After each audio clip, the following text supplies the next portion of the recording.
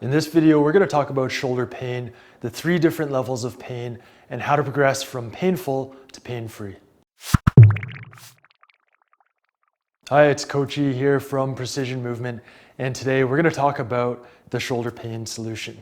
Now, the last couple of videos that we've launched here on YouTube have been specific to shoulder pain. The one was the exercise with respect to the serratus anterior, or 3 exercises with respect to the serratus anterior and how to get it functioning properly. And the other was to decrease upper trap activation and increase lower trap activation through reciprocal inhibition. And we'll link to those at the end of this video and also in the description down below. But today I wanted to give you the big picture of our approach to shoulder pain. And this is an approach that I have come up with to help you progress from painful, whether it's in the acute phase, severe pain phase, to pain-free, where your goal should be to build resilience and prevent problems from happening in the future. So how do we go about doing that? First, we got to think about where you're coming in, what kind of pain you're coming in with. And we've classified it according to your level of pain. So the first level we call the acute pain phase, and that's where your pain is from 7 to 10 out of 10 on a pain scale. So if you were to think about the average level of pain that you're experiencing in your shoulders over the past couple of days and your daily movements, just resting, what is it? If it's in the 7 to 10 level, then you're in the acute pain phase. Now, if you're up near the 10, definitely you got to see the doctor. If you've injured yourself with an acute injury, let's say you went to Brazilian Jiu-Jitsu and somebody got you in a Kimura and just wrenched on it super hard and popped your shoulder, go to the doctor. Make sure that there's nothing serious that needs to be dealt with medically before you progress through an exercise and movement path. Now, there's a couple of other elements that you can add into the acute pain phase if you've cleared yourself with a doctor and there's nothing really serious going on that needs medical attention. So if you're a 7 or an 8, maybe even a 9, there's some things that you can do to decrease your pain. One is contrast. This is one of my favorite things to do, especially in the summer. It's alternate as hot as you can with as cold as you can in the shower, 30 seconds each, anywhere from 3 to 5 repetitions. And this can quickly decrease your pain, and it can also promote healing because that contrast, the change in temperature, helps to promote blood flow to the area, which promotes healing of any damaged tissues that might be there. Another one, breathing.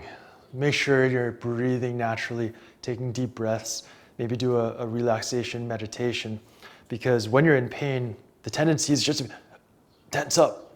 And if you're not breathing, you're not getting oxygen into your system, you're not getting the factors that your tissues need to heal. So you got to breathe, you got to relax, you got to go from sympathetic to parasympathetic in terms of your nervous system to promote healing and to bring that pain down. Sleep and your sleeping position. So good sleep is essential for recovery, and your sleeping position is important. If you're a side sleeper, this might be problematic. So a couple tips: you can stick a pillow under your armpit, you can prop yourself up so you're inclined as opposed to laying flat. Find something where your shoulder is comfortable and you can get a good night's sleep, because that's very important. And wind down before you go to bed. If you wind yourself down, turn off your electronics, don't go on Twitter getting all angry, then that can help you to get a good night's rest, which is really important. Then the other things to consider are gentle movement. You don't want to just keep your arm in a sling or in a cast, but as much gentle movement as you can that doesn't cause pain, and activating the muscles. That is critically important. The sooner that you can activate the muscles, the better, because that tells your body, hey, stuff is working here to keep my joints stable, so I can decrease that pain response a little bit and I'll allow you to move more and more. So activation of the muscles, and we've got specific techniques that we're going to talk about and I'll guide you towards at the end of this video. But like I said, today is an overview to give you the big picture of how to progress from painful to pain-free. Now, the second phase we call the rehab phase, and this is when your pain is in the 4 to 6 level. This is when you want to really take exercise and movement as your priority, as the approach and the focus of your treatment. What do you have to do, or what do you want to do in your exercise routines with the exercise that you're doing? Number one, increase tissue pliability. So tissue pliability is the ability of your muscles and your fascia and your tendons to lengthen and to go through a normal excursion. If your tissues are stuck, if you've got trigger points, you've got scar tissue, adhesions, then that's going to limit everything else that you're trying to do. Any other exercises you're trying to do to activate, to build endurance or strength, it's going to be limited if your tissue pliability is poor. Next, activation. So muscle activation, just like in the acute phase, it is very important to get all of the muscles of the shoulder girdle. There's not one specific muscle that is the magic trick to unlock your shoulder pain. You've got to get all of the muscles working properly, because if one muscle is not working properly, other muscles have to compensate, and that's where future imbalances and dysfunctions occur, when those compensations happen. So you've got to get every muscle activated properly. And we've got specific techniques. My favorite are the dissociation techniques, because those not only activate muscles really well, especially muscles that are neglected, but they break movement patterns that are habitual and often dysfunction. For example, when you lift your arm up overhead, shoulder flexion, a compensation is to hyperextend at the lumbar spine. So you're not fully utilizing your shoulder muscles, and you're overusing your lumbar extensor muscles and putting a lot of wear and tear on your low back. This compensates for a lack of shoulder flexion range of motion. So restoring muscle activation, restoring range of motion into shoulder flexion, and breaking this pattern by doing the opposite with our dissociation techniques can help you to progress in the rehab phase. Next, a couple things to note: avoid sharp pain. So any movements that cause really sharp stabbing, like you start to do a movement, it's like, oh, it causes you to kind of have a jerk reflex. Avoid those movements.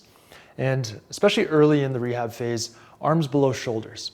So once our arms get above shoulder level, that's when more compensations occur, because we're not good there. We don't spend a lot of time typically up overhead. So initially, arms below shoulders, but then you progress to getting your arms higher and higher and working the greater ranges of motion there. And then finally, static stretching. This is often the go-to for people when they're in pain. And my response to the question, should we do static stretching, is no. In the rehab phase, when there's pain and you're in the 4 to 6 pain level, avoid static stretching. We're not trying to increase range of motion yet. We're just trying to turn muscles on to increase joint stability. Once joint stability is there, your brain will give you greater range of motion. But if you're doing static stretches, especially aggressive static stretches for long holds, you're going to be pulling on already damaged tissues, and that's just going to prolong your pain. So in the rehab phase, avoid static stretching. Finally, once your pain level goes to a 0 to 3 level, no pain, which would be amazing, or just a little mild pain, that's when you get into what we call the resilience phase.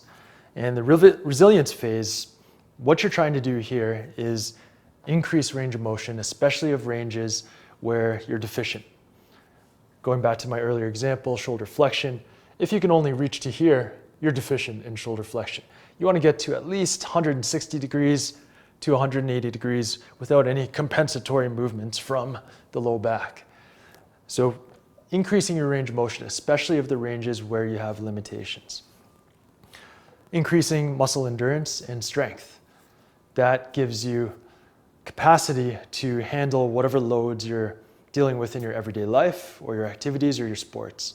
So if you're a tennis player and you're serving 100 balls a match, well, if you're going from pain in these phases, jumping right into your tennis match without having built the requisite endurance and strength to serve those 100 balls, then you're asking for trouble. You're asking for a relapse.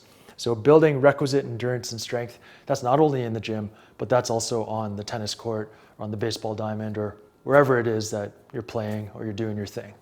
So ramping up back to your activities is really important to do in the resilience phase. And with respect to exercises and in the gym or at home, we do a lot of our work at home. closed chain compound movements.